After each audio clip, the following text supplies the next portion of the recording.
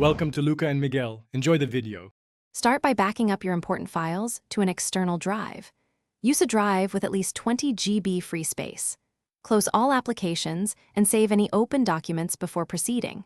Plug in your laptop or ensure your desktop has uninterrupted power. Connect to a reliable wired or Wi-Fi network to avoid interruptions.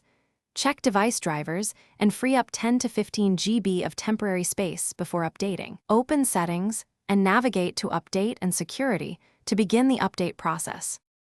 Click Check for updates in Settings under Windows Update to initiate checks.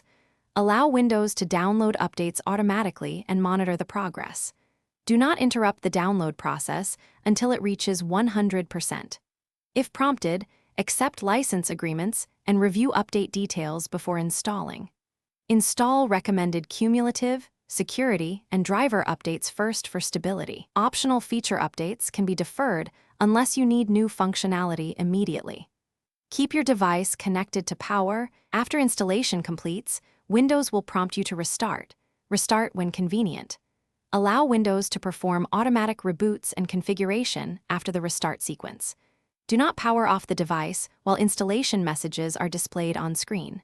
Sign in and open Settings, then go to System and about to verify the new build number. Run Windows Update Troubleshooter if errors persist and record any error codes shown. Confirm device drivers and apps function correctly and restore files from your backup if needed.